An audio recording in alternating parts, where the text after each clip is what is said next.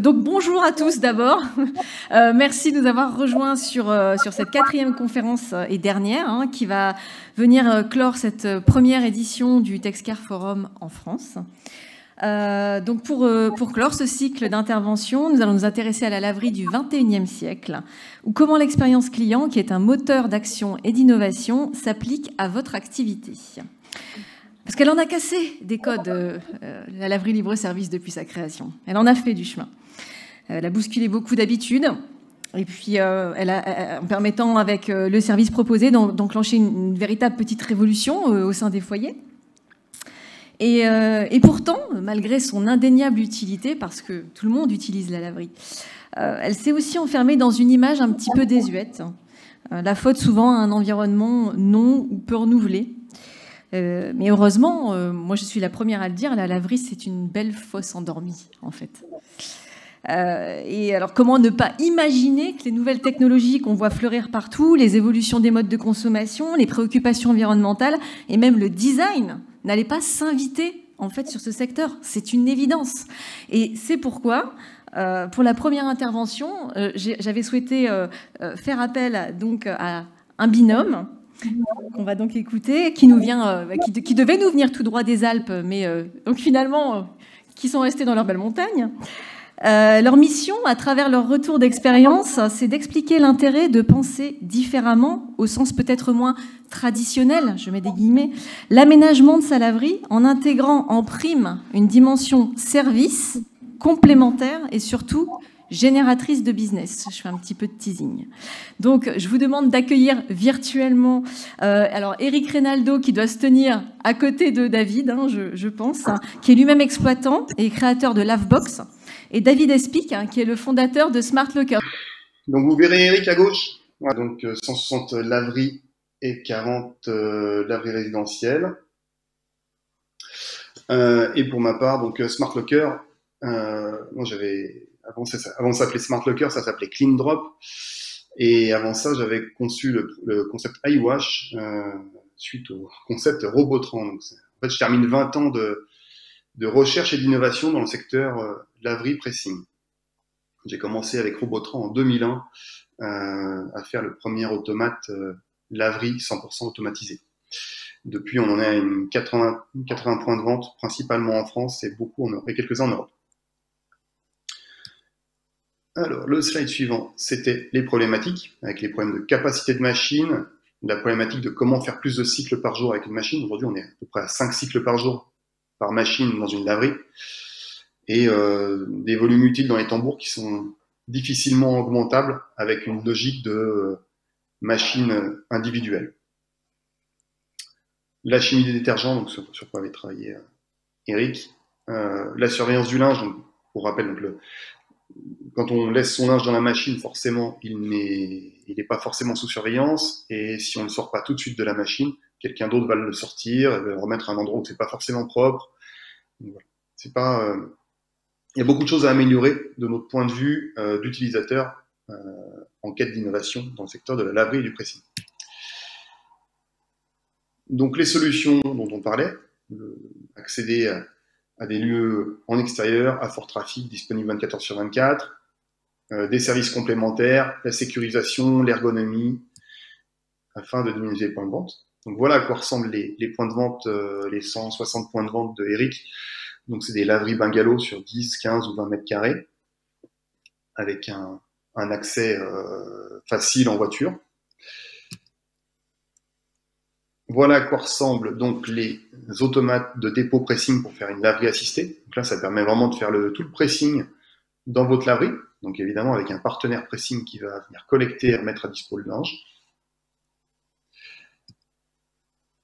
Le système de convoyeur hybride avec casier. Donc en bas, on a des casiers pour le dépôt et le retrait de gros colis pour tout ce qui est supérieur à 30 kg ou qui est vraiment très volumineux. Et en haut, le convoyeur qui permet de stocker 168, 332 ou 504 cellules, 504 vêtements, comme dans un convoyeur à linge classique. Mais là, on a un robot et un bras de déchargement qui vient enlever les cintres et les rendre au client au rez-de-chaussée. Et enfin, Le nouveau concept sur lequel on travaille, qui sera vraiment et l'avenir de la laverie et l'avenir de la blanchisserie, puisqu'on va aussi répondre aux concepts et aux problématiques RABC avec des machines et des cycles clairs et sans croisement entre le linge sale et le linge propre. Donc là, on voit un exemple de machine en extérieur, une laverie capable de faire de la couette, puisqu'on a 12 tambours de 200 litres, donc pour 10-12 kg de linge. On a 2 unités de lavage-séchage qui seront capables de faire 24 cycles par jour à L2, puisque c'est 2 heures de cycle par machine entre le lavage et le séchage. Enfin, on retrouve évidemment toute l'interface Smart Locker. On pourra échanger plus tard, vous pouvez nous demander le détail là-dessus. Et c'est du système qui est évidemment durable, made in France, entièrement verre et inox. Vue de face, le poste de chargement à droite à côté des 2 silhouettes, 2 unités de lavage et séchage qui sont dans la continuité. Donc, ce qu'il faut bien comprendre, c'est que dans ce concept-là, ce sont les tambours qui se déplacent, c'est ce qui permet de développer la machine en hauteur et non en surface. Ça permet d'avoir les 12 tambours dans une zone très compacte, et devant, on a un robot 3 axes qui va manipuler les tambours, les prendre du poste de stockage au poste de chargement, du chargement au stockage, puis du stockage au lavage-séchage, et à nouveau au stockage. Évidemment, comme dans le système Smart Lockers, le client est prévenu par SMS quand le linge est prêt. Après un certain délai, on ressortira même automatiquement le linge. Voilà. On va pouvoir attaquer les questions-réponses. Merci pour votre attention. Ok, donc la session de questions-réponses, ce sera à la fin des 3 interventions. Je te remercie. C'est dommage que Eric ait dû s'absenter. J'aurais aussi aimé avoir quelques mots de sa part sur l'aménagement de ces laveries résidentielles qui sont très design, très jolies. Mais bon, c'est pas grave. Et donc, je vous propose d'aller un petit peu plus loin, du coup, sur ce que peut être la laverie du 21e siècle. Il nous semblait difficile d'occulter le volet écologique, bien évidemment. Aujourd'hui, rien ne permet plus de dire que cet aspect revêt un caractère contraignant en réalité. Le prendre en compte, c'est non seulement faire in fine des économies, mais bien sûr disposer d'arguments marketing différenciants. Et beaucoup le font, enfin certains le font en tout cas, à ma connaissance, mais trop peu en parlent. Et ça, c'est important aussi de savoir le faire. C'est une remarque purement personnelle. Pour faire le point sur le sujet, Maxime Toubin, qui anime tout le réseau de partenaires sur le Grand Ouest, qui est chef du segment laverie libre-service sur toute la France et dans les rangs d'Electrolux professionnels depuis 6 ans. Et vous avez la parole, Maxime. Oui, c'est bon. Super. Donc bonjour à toutes et à tous, rebonjour pour ceux que j'ai déjà vus tout à l'heure. Donc effectivement, on va aborder l'aspect, le thème basculer sur un modèle plus écologique et donc attrayant pour les laveries, et on verra que ça va s'adapter aussi bien pour vous exploitants ou vous partenaires, revendeurs, installateurs, tout en restant neutre sur une petite fenêtre. Oui, j'ai appelé la technique au secours. Tout en restant neutre sur l'aspect fabricant. Donc on va voir ce point à travers 3 items. Donc la gestion des énergies, qui a son importance en laverie automatique, l'ergonomie. Alors je serai peut-être un peu moins long que Patrick sur la partie ergonomique, parce que vous avez déjà eu une belle présentation, mais on verra quel impact ça peut avoir sur la laverie automatique. Et enfin la connectivité, sans marcher sur les plates-bandes du sujet suivant. Donc la gestion des énergies, effectivement, Patrick l'évoquait tout à l'heure, la partie iceberg. Quand on prend la durée de vie d'une machine, donc là je suis parti sur une machine de 20 kg, la durée de vie elle est estimée à peu près à 30 000 cycles, on se rend compte qu'on a un coût énergétique, donc je parle uniquement de l'eau et de l'électricité, qui dépasse le prix d'achat de la machine. La partie détergent, elle n'est pas intégrée dans ce graphique. Qu'est-ce qu'on peut faire par rapport à ça en laverie automatique? Déjà, on estime que sur un cycle, que sur le chiffre d'affaires en fait, d'une laverie automatique, le coût énergétique au gaz ELEC, il représente entre 15 et 20% du chiffre d'affaires généré. Donc pourquoi entre 15 et 20? Ça dépend aussi de la génération du matériel présent dans la laverie. Donc, pour s'attaquer à l'eau, quelle solution existe? Tout simplement le pesage. C'est-à-dire qu'aujourd'hui, les différents fabricants proposent des solutions de pesage dans leurs machines. La solution de pesage permet de déterminer combien il y a de linge dans le tambour et d'adapter le niveau d'eau en conséquent. L'idéal, c'est quand c'est groupé avec un doseur de lessive, puisque là, en fait, on va doser la quantité de lessive nécessaire à la quantité de linge qu'il y a dans le tambour. Donc là, on est totalement dans le thème écologique. Alors économique, effectivement, mais aussi écologique, puisqu'il n'y a pas de gaspillage de chimie. Et sur la partie séchoir, donc que vous soyez au gaz ou à l'électricité, on sait tous que le séchage est un poste très énergivore dans une laverie automatique. Certaines solutions existent sur le marché, notamment la détection d'humidité, qui va permettre de réguler la chauffe dans le tambour par rapport au nombre de cycles qui ont été payés par le client. Donc tout ça, ce sont des solutions qui aujourd'hui vont permettre de réduire les coûts d'exploitation de la laverie automatique. Après, sur la partie ergonomie, il y a 3 points que j'ai mis comme ça. Donc il y a les interfaces de contrôle, c'est-à-dire qu'aujourd'hui on se rend de plus en plus compte que l'aspect design, effectivement, est plus important dans les laveries automatiques. C'est plus rassurant, c'est plus sécure d'aller dans une laverie qui a un peu de gueule qu'une laverie qui a 20 ans et qui n'a pas été rénovée. C'est pareil avec les machines. Aujourd'hui, on se rend compte qu'il y a de plus en plus de laveuses et de séchoirs qui intègrent des programmateurs tactiles, notamment. Aujourd'hui, tous les smartphones sont tactiles, alors qu'il y a 20 ans, ils ne l'étaient pas. C'est vraiment l'avenir dans les solutions matérielles, en tout cas de la laverie automatique. Le dernier exemple en date, c'est les centrales de paiement qui viennent à majorité à être tactiles dans les laveries. Il y a l'accessibilité. Alors l'accessibilité et l'intuitivité, on va dire que c'est un petit peu les mêmes sujets. L'accessibilité, à la fois par exemple pour les PMR, il faut bien concevoir aussi sa laverie par rapport à l'accès au matériel. Je pense notamment au séchoir double dans les laveries automatiques. La facilité de choisir un programme, c'est là qu'on retrouve à nouveau l'importance d'avoir un programmateur tactile, puisqu'on peut y joindre des images qui vont permettre à une personne qui n'est pas forcément habituée à la laverie automatique à choisir le programme qu'il lui faut. Il ne faut pas oublier que dans une laverie, on peut avoir une clientèle qui va être très très très variée, française, étrangère, aisée, moins aisée. Donc il faut pouvoir en fait s'adapter à toute la clientèle possible. Voilà. Et enfin la connectivité.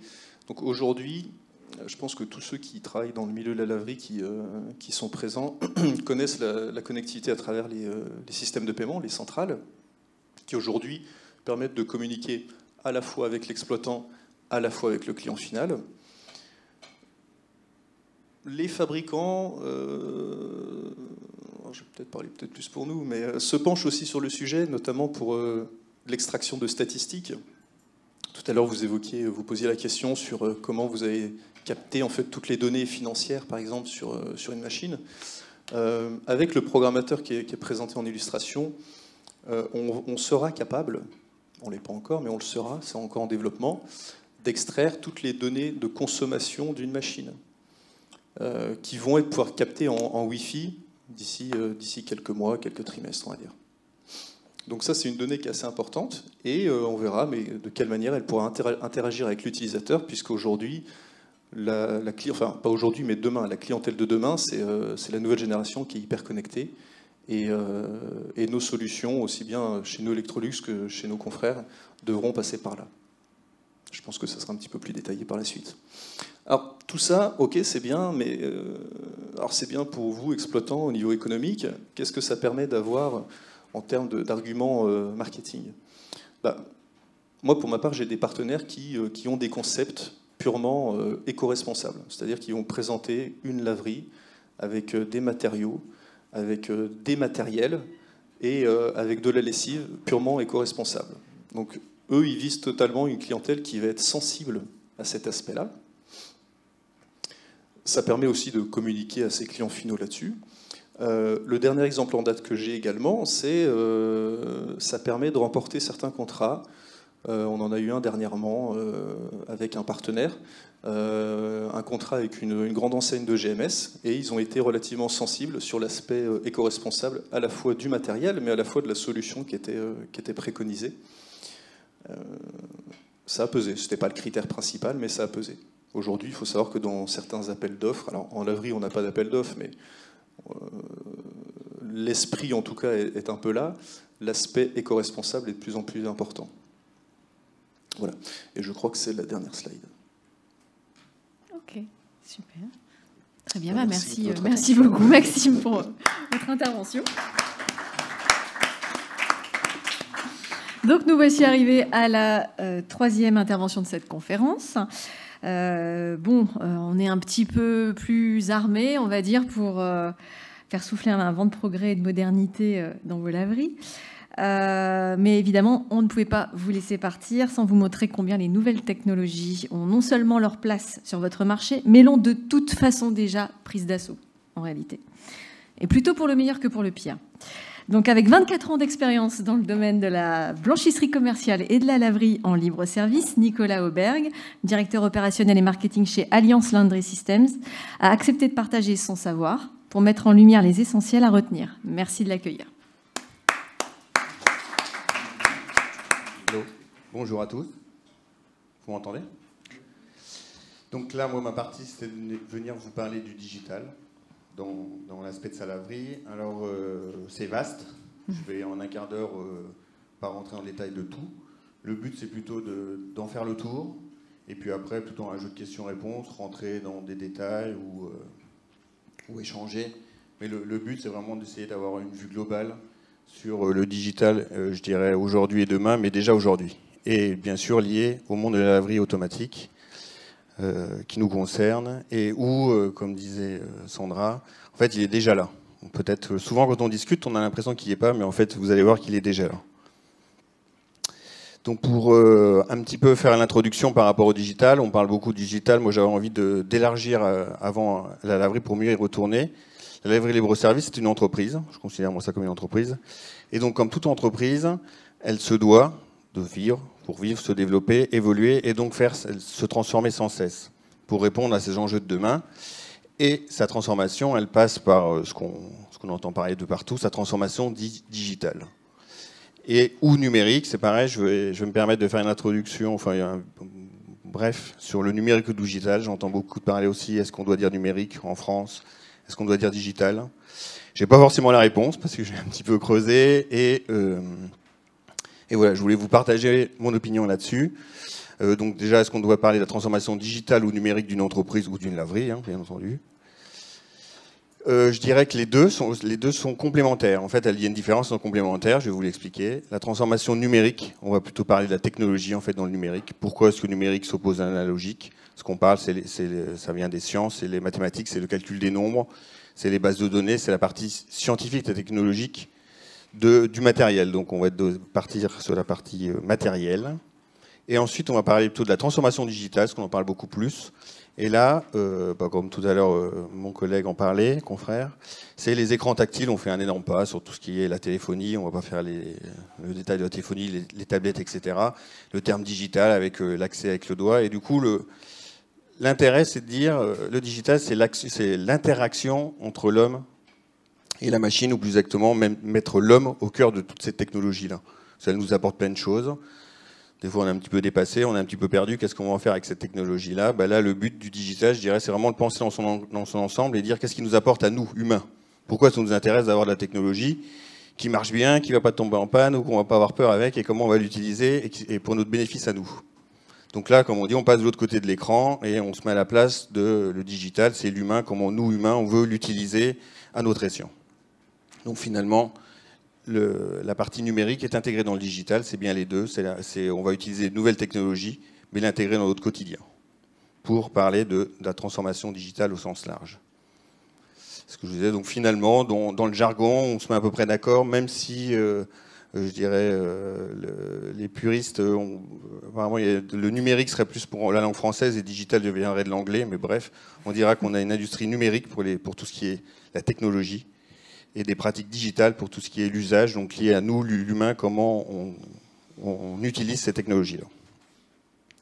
Ensuite, on va rentrer directement dans le vif un petit peu du sujet. Donc, qu'est-ce que le digital pour la laverie libre-service? Et dans quel environnement ou quelles sont les interactions du digital dans la laverie libre-service? Puisqu'en fait, c'est, comme on l'a discuté tout à l'heure avant, c'est la connectivité. Le digital, c'est la connecter des choses ensemble. Donc, il va y avoir un premier volet, c'est le matériel, bien sûr. Il faut qu'il puisse être connecté pour pouvoir transmettre ou interagir avec lui. Ensuite, on va avoir le développement de l'activité qui passe par le digital, qui est dématérialisé. Le meilleur exemple, c'est Internet. Bien sûr, maintenant, on ne peut plus se couper. Je pense que tout le monde est un peu conscient de l'enjeu d'Internet et donc de tous les supports digitaux ou de la communication et du marketing qui doit se faire dessus. La suite, c'est l'autre interaction, c'est le propriétaire exploitant. Quel bénéfice ou qu'est-ce qu'il va tirer de ce digital et qu'est-ce que ça va lui apporter dans son quotidien, dans le développement aussi de son activité. On a bien entendu l'interaction avec les clients utilisateurs, on en parlait, avec les smartphones, les paiements, on verra dessus. Et sans oublier aussi le fournisseur et le partenaire technique, qui sont bien sûr également directement impactés de par le matériel, mais aussi comment accompagner les propriétaires exploitants avec ces nouvelles technologies. J'ai juste fait un petit aparté à ce que je disais tout à l'heure. En vert, c'est ce qu'on appelle, on va dire, pour refaire le lien avec le numérique, les valeurs technologiques. Donc on va plutôt être sur la partie matérielle, développement de l'activité, avec l'Internet, etc. Et notre fournisseur, partenaire technique, qui lui doit apprendre, connaître, maîtriser toutes ces nouvelles technologies. Ensuite, on a l'autre volet, qui est le volet d'usage, où là, on va retrouver plutôt directement l'humain, le propriétaire exploitant, bien sûr les clients utilisateurs de la laverie, mais aussi notre fournisseur partenaire technique, qui lui, ça va lui permettre aussi d'aller plus loin et de mieux accompagner les propriétaires exploitants des laveries. Si on rentre maintenant dans chaque bulle, dans le détail de chaque bulle, et un petit peu qu'est-ce que le digital apporte à ces bulles, on va faire la première bulle de matériel. Bien entendu, déjà que le matériel, la première action, c'est d'agir sur les machines, autoriser des démarrages de machines, débloquer une machine, offrir des crédits. Ça paraît évident. Mais si on se met un petit peu en projection, sans le digital, sans la connectivité, c'est pas des choses qu'on faisait hier. Alors aujourd'hui, ce que je disais, on est déjà rentré dans le digital, parce qu'aujourd'hui, ça devient peut-être assez courant via les centrales de paiement, etc. Mais c'est le premier palier du digital. Ensuite, l'intérêt aussi du digital avec une machine, c'est qu'elle communique. Donc elle va aussi nous envoyer son état à elle. C'est-à-dire ses défauts éventuellement, ou des minimums, et ça va être très intéressant. Alors, le défaut, ça peut permettre de vite réagir, parce que par principe, une laverie libre-service, comme on l'a dit, on n'a personne dedans. C'est le but qu'elle soit en libre-service. Donc, nous, notre intérêt d'exploitant, c'est de savoir au plus vite s'il y a un défaut pour aller le corriger. Mais également aussi d'avoir des minimums à atteindre. On pense aussi à la lessive, on pense à d'autres choses pour remplir avant que ça tombe, avant qu'on n'en ait plus ou qu'on puisse bloquer le service et donc avoir un manque à gagner. On a aussi également créé à distance. Ça va nous permettre d'avoir accès au matériel. Et donc, de ces mêmes matériels, on va pouvoir la possibilité de leur faire changer leurs paramètres, changer leur prix, changer selon ce qu'on aura pu comprendre, analyser, expliquer, modifier les prix, avoir une plus grande liberté et de souplesse dans la gestion de sa laverie au quotidien. Également recevoir, ça c'est aussi primordial, on l'a aussi abordé tout à l'heure, tout ce qui sera consommation, statistique, etc. En temps réel, on va les avoir, et on va voir après que forcément, on doit de plus en plus connaître nos clients, mieux les connaître, pour leur offrir de nouveaux services et répondre à leurs attentes. Aussi mettre à jour, c'est pas anodin, ça permet aussi d'utiliser toujours son matériel qui a un coût. On est sur du matériel industriel, professionnel, qui ont un coût, qui ont une durée de vie assez longue. Et donc, le monde va de plus en plus vite. On souhaite toujours plus de fonctionnalités. Les clients veulent toujours plus de services. Et il faut savoir s'adapter en permanence. Et là, ça nous permettra d'avoir toujours des matériels dernier cri, aux dernières évolutions, pouvant répondre aux besoins du moment. Et petite info, voilà. Donc, le premier objet connecté, quand même, le digital, c'est pas si récent que ça. Dans le marché complet, c'était en 1982. Et donc, c'était un distributeur de boissons en Pennsylvanie qu'ils avaient connecté. Alors, il donnait juste la température et juste les casiers qui étaient vides ou pas. Mais c'était les débuts. Et pour une petite information, souvent, des fois, quand j'échange avec les clients, ils pensent que c'est loin, le digital, la connectivité, etc. Voilà un petit exemple. Tout confondu, 10 milliards d'objets en 2018 déjà de connectés. Et on prévoit qu'il y en aura 65 milliards en 2024. Donc autant vous dire que la connectivité et le digital, on n'en est qu'au début et encore de belles choses à venir pour tous, y compris pour la laverie. Ensuite, on va passer sur du coup, le développement de l'activité de la laverie. Donc un des premiers piliers à discuter, c'est la visibilité de sa laverie. Internet est incontournable, on est d'accord. Je ne vais pas rentrer dans le détail de l'activité, je dirais visibilité, marketing, etc. On pourra en parler des heures. Mais par contre, il faut être conscient qu'Internet est incontournable, qu'il y a Google AdWords, la localisation, la présentation des services, l'existence. J'entends encore beaucoup, on discute qu'on est encore à distribuer les flyers, la proximité, c'est très bien tout ça. Mais aujourd'hui, toutes les statistiques, et je crois que je donne quelques chiffres après, tout le monde va sur Internet, tout le monde va chercher quelque chose sur Internet. Et le commerce de proximité, en fait, tout le monde commence par aller sur Internet pour se rendre compte, est-ce qu'il y a le service autour de chez moi? Et ensuite, il va aller s'y rendre. Donc, au contraire, pour la laverie automatique, il y a même urgence, je dirais, à être présent sur Internet. Et aussi par rapport aux nouveaux consommateurs.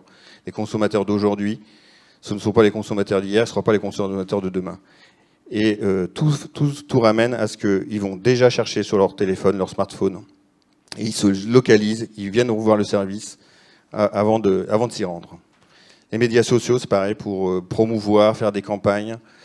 La notation, sans rentrer encore beaucoup dans le détail, souvent on me parle de quelque chose qui est compliqué, cher, avec des sociétés, tout de suite on pense arriver dans des plans de communication ou des choses comme ça, de grosses entreprises qui coûtent extrêmement cher, et en fait c'est complètement faux.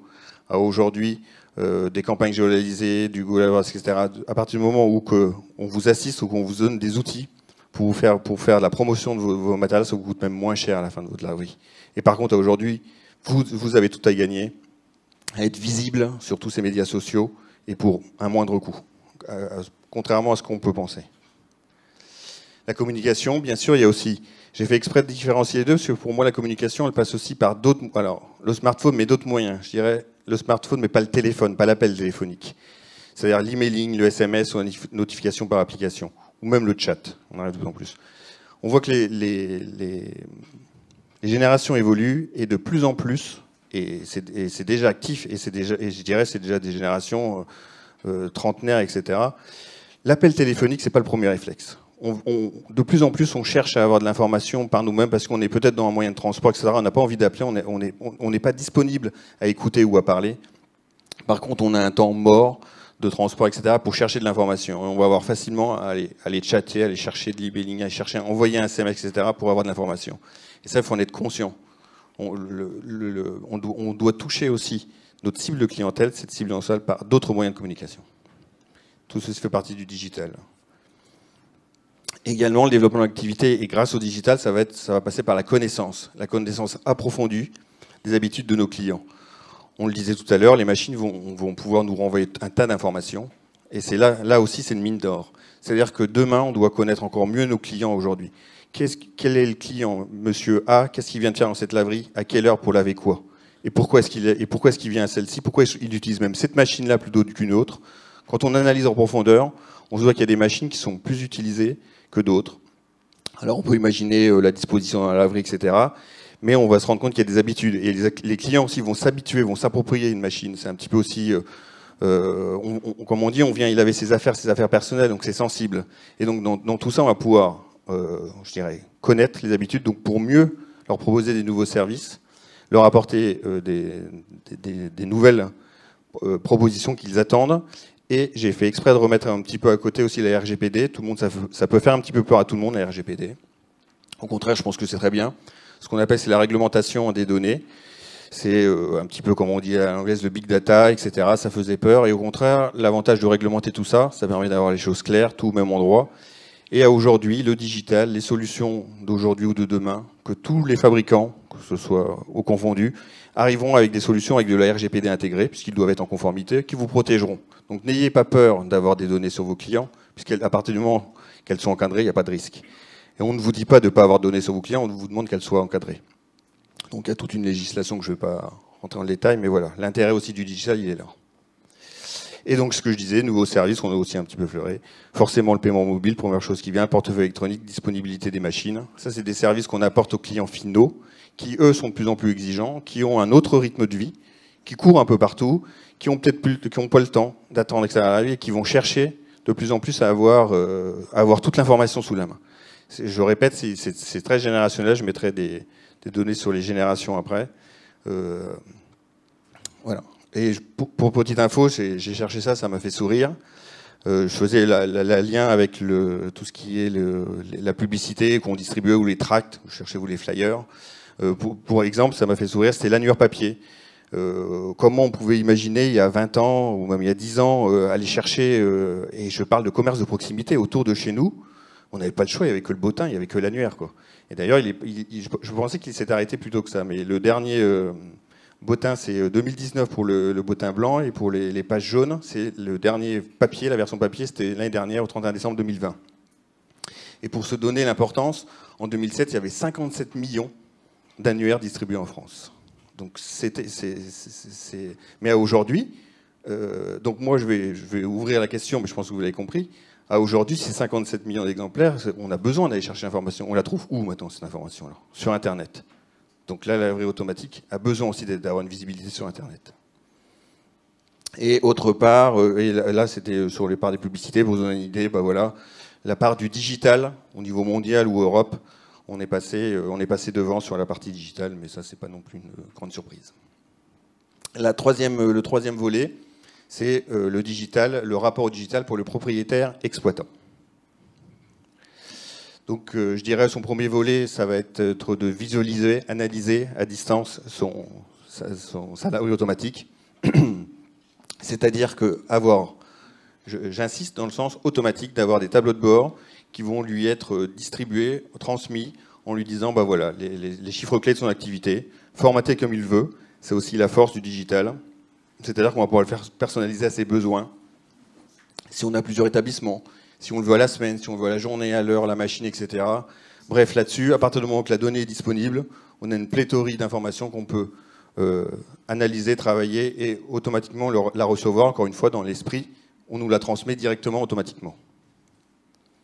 Piloter son activité, donc du coup, ce qui découle, c'est que si on va visualiser, analyser en profondeur, et je parle bien en profondeur, puisqu'on va aller voir jusque dans sa machine qui l'a utilisé, quand, pourquoi, qu'est-ce qu'il a voulu faire, à quelle heure, etc. Donc finalement, quand on a ces chiffres-là qui nous sautent aux yeux facilement, bah, on a envie d'agir, on a envie d'aller chercher quelque chose, c'est-à-dire que si on va avoir des pics, ce qu'on appelle des pics, ou sur des périodes, etc., on va avoir envie d'aller faire ailleurs, donc sur des happy hours, envoyer des offres promotionnelles, etc. Et la chance du digital, c'est que tout est disponible, toutes les données sont là. Ça veut dire quoi? Ça veut dire que en quelques clics, je vais faire un petit peu du digital, on va pouvoir créer un filtre ou une typologie de clients et puis dire, bah tiens, à tous mes clients qui ne sont pas venus depuis un mois, ou tous mes clients qui viennent toutes les semaines le samedi, ou tous mes clients ceci, etc., je vais leur envoyer, je vais rentrer en communication à eux, et puis je vais leur envoyer quelque chose. Je vais leur envoyer une promotion, je vais leur envoyer différentes choses, je vais leur rappeler d'autres services que je peux leur offrir. Et ça va me permettre de rester en contact et d'être en contact avec eux et de les inciter à revenir à la laverie et développer le chiffre d'affaires. Convaincu. Alors, pas la surcommunication.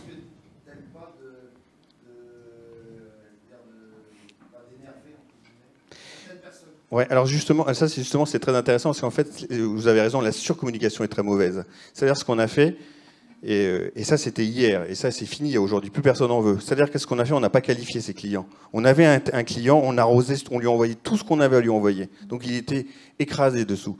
Maintenant, moi ce que je dis, c'est qu'on filtre ses clients.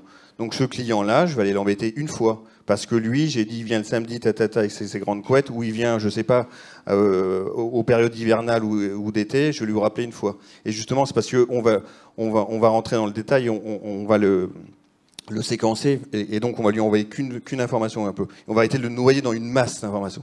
Ça, ils ne veulent plus, les gens. Je suis tout à fait d'accord avec vous. Non. Nicolas, il te reste moins de 5 minutes pour terminer. Moins de 5 minutes, alors on va accélérer. Interagir avec les machines, donc forcément avec les clients, donc on va accélérer un petit peu. La surveiller et la sécuriser, c'est pas innocent non plus, mais on sait qu'un commerçant en libre service, bah, il y a le risque d'avoir un peu du vent et tout ça, et c'est toujours rassurant, vu ce que ça coûte aussi, d'avoir un œil dessus et de pouvoir interagir avec. Et la conclusion, elle est importante, et c'est vrai que tout ceci, dorénavant, avec l'ère du digital, se fait à distance. Et ça, on y est déjà, et on a tendance à oublier, mais voilà. chaque nouveau moyen de paiement apporté. Alors ça, c'était très important. Alors, je ne l'ai pas vécu, mais on m'a beaucoup répété de personnes qui sont spécialisées dans la laverie. À chaque moyen qu'ils ont vécu, à chaque fois qu'il y a eu un nouveau moyen de paiement qui est arrivé, c'est un développement de chiffre d'affaires. C'est pas non plus une surprise que quand on offre plus de moyens, on a plus. Les chiffres, on pourrait les discuter. J'ai essayé d'être le plus honnête par rapport, comme je l'ai dit, mes 20 ans, ce que j'ai échangé. On m'a toujours ramené à peu près ces chiffres-là. Le client, l'utilisateur. Donc lui, le client, ce qu'il va avoir, c'est ce que je disais, la première, il va faire sa recherche. Les statistiques montrent que même à côté de ses choix, on commence par chercher. On commence par chercher ce qu'on veut. Une fois qu'on l'a trouvé, on y va. Et on utilise les applications de navigation. La vie est primordiale. Aujourd'hui, j'entends trop de monde. Quand je dis que la laverie, oui, c'est pas pour nous, la note, je m'en fous, Google Ads, Google, il y en a marre du grand Google avec sa notation et compagnie. C'est vrai, je suis d'accord avec vous, il est omniprésent, etc. Essayons d'en trouver d'autres qui seront aussi importants. Mais par contre, l'opinion compte, les gens veulent savoir, les avis peuvent défaire et faire des réputations, encore plus dans un lieu, je dirais, où il n'y a pas de personne. Donc à pas négliger, tout ça c'est dans l'ère du digital. Le mode de paiement, comme je vous l'ai dit, on a déjà d'autres moyens de paiement, faciliter la fidélisation, autres moyens de fidélisation, etc. L'information, on va lui apporter des disponibilités, des fins de cycle, des promotions très ciblées pour ne pas le noyer. La communication, et ça c'est aussi important, communiquer, rentrer en contact avec le commerce ou avec le gérant. On sait que dans une laverie automatique, c'est obligatoire d'avoir le téléphone, mais de plus en plus, ils souhaitent ou ils aimeraient avoir un autre moyen de communication autre que le téléphone directement, qui est le chat, l'email ou les SMS, qu'on pourra retrouver à travers les applications, etc. intégrées. Et voilà, quelques petites infos. 97% des utilisateurs de moteurs de recherche effectuent des recherches en ligne pour trouver une entreprise locale. 97%. Les recherches près de chez moi, plus de 500% au cours des dernières années. 87% des gens comptent sur Internet pour trouver une entreprise locale. Donc maintenant, on a tous compris qu'il n'y avait plus de bottin, donc on va chercher quand même si c'est à côté de chez nous, parce qu'on dit oui, mais ça ne sert à rien que je sois présent, parce que de toute façon, j'ai envie de dire, ma clientèle, elle est à 500 km de chez moi, autour de chez moi, bah c'est pas vrai.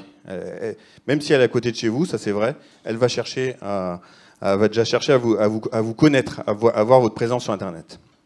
Le fournisseur partenaire technique, lui aussi, c'est une clé, c'est qu'il va avoir la maintenance. Il faut aussi se mettre à se projeter sur la maintenance. Qu'est-ce que la maintenance aujourd'hui? Qu'est-ce que la maintenance sera demain?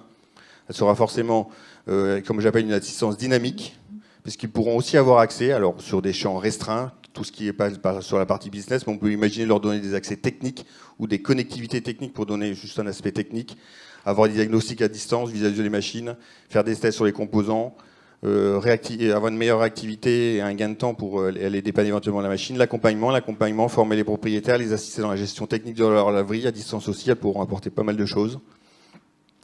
L'opérationnel, avoir des matériels toujours en permanence, anticipés, afin d'éviter d'éventuels arrêts des machines, c'est ce qu'on appelle la maintenance préventive. La maintenance...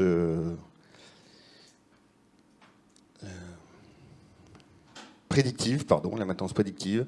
On essaie de prédire les pannes avant qu'elles arrivent. Ça, c'est pas futuriste. On est déjà en train de faire des essais là-dessus. Et donc, petite info, les smartphones en France, 64,7 millions de personnes, d'habitants sont équipés, à 99%, soit 99% de notre population. 98 applications par appareil, 38 utilisées par mois. Et le chiffre d'affaires, je l'ai mis parce qu'on me dit oui, est-ce que ça va rapporter, est-ce que la laverie, est-ce que ça va me développer mon chiffre d'affaires? Personne ne veut payer, personne n'est prêt à ouvrir les téléphones. Et on voit déjà en France que 1,8 milliard d'applications sont téléchargées et que 1,8... Alors là, j'ai fait une faute. Dépensés. Alors, c'est pas 1,8 milliard, c'est 1,2 milliard dépensés à travers ces mêmes applications. Il y a déjà 1,2 milliard qui sont dépensés sur les applications sur les smartphones en France. Voilà, je vais accélérer, c'est le résumé. Donc, je voulais rappeler les 5 points. Hop, je pense que là, il faut que j'accélère. On arrive, tac. On arrive au bout. On arrive au bout, voilà. Digital dans la laverie. Et en 2030, je tends juste une perche. Et comme je disais, on n'en est qu'au début du digital. Qu'est-ce que sera l'intelligence artificielle dans la laverie automatique? Ce qu'on appelle le machine learning, l'apprentissage automatique. Arriver à proposer au client ce qu'il a déjà fait la dernière fois. La maintenance prédictive, j'en ai parlé. On y travaille déjà dessus. Le blockchain, qui est la liberté d'échange d'informations, pas que bancaire.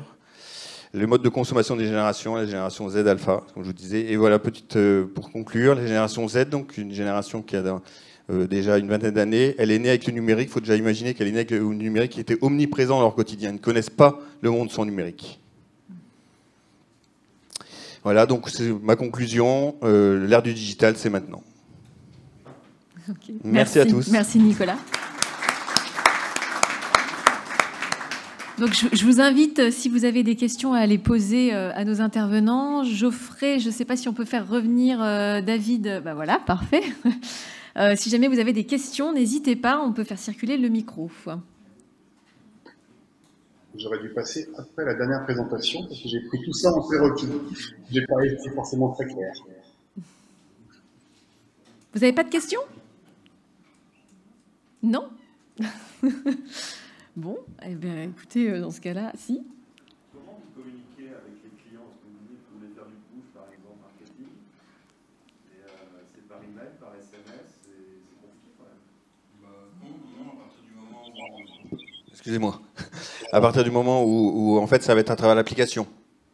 À travers l'application, on va avoir l'email, on va avoir le téléphone, ou par l'application elle-même, ce qu'on appelle les notifications de l'application.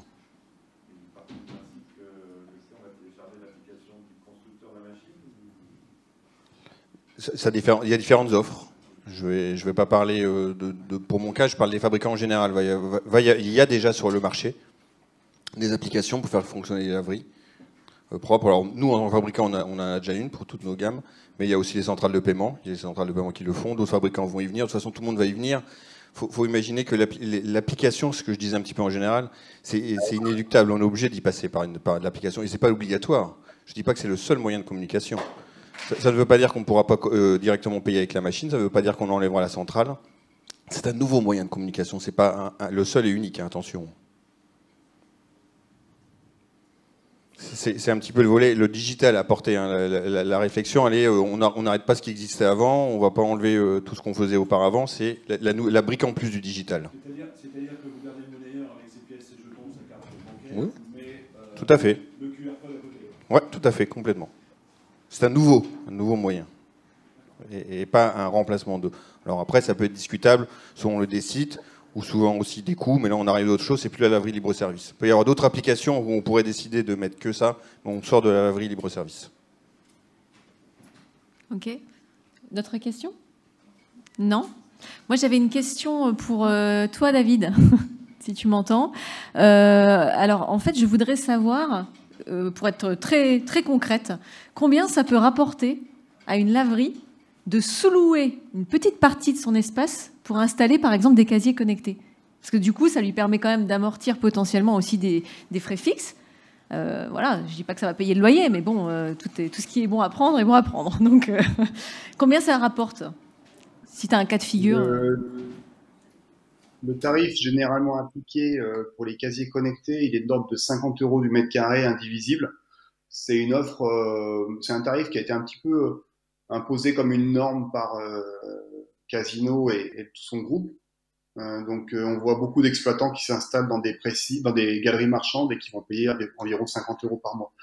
Donc c'est pas forcément énorme. Ce qu'il faut voir, c'est que c'est un apport d'une clientèle différente qui va venir à la laverie pour faire du linge classique en même temps qu'il fait son pressing. Donc, c'est des services associés et il y a une vraie synergie d'entreprise. Nous, on croit beaucoup en ça quand on fait des casiers multi-usages. D'accord. Il y avait un point que j'avais peut-être pas forcément... Vas-y. Il y avait un point que j'avais pas forcément détaillé sur les concepts en outdoor que l'on développe. Pourquoi moins de 5 mètres carrés?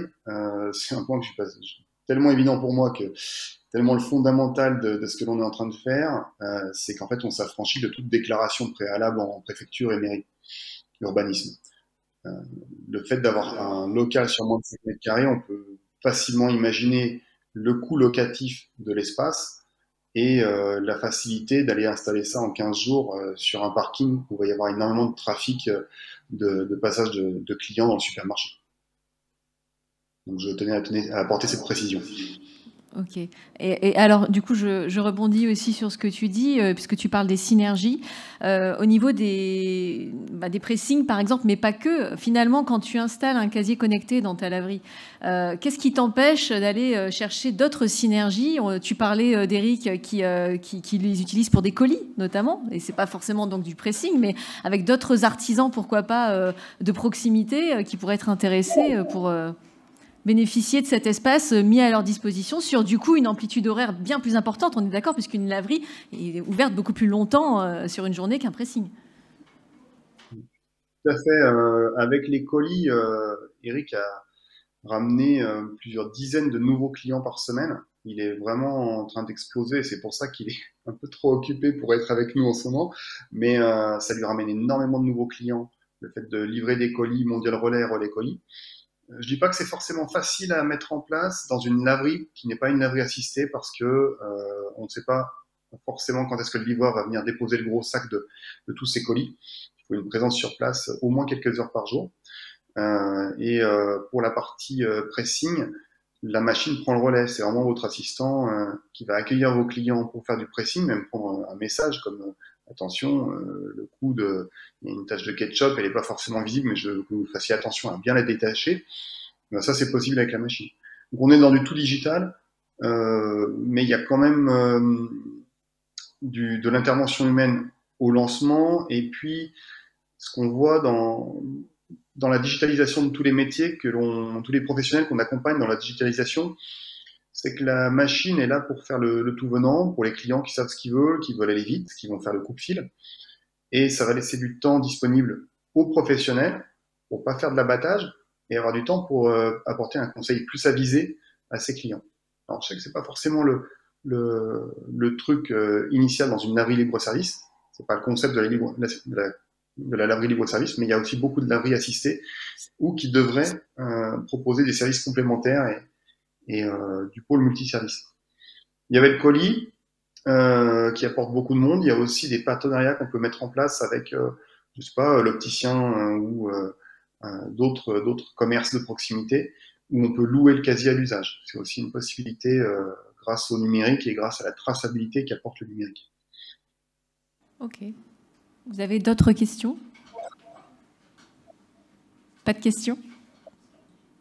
Ok.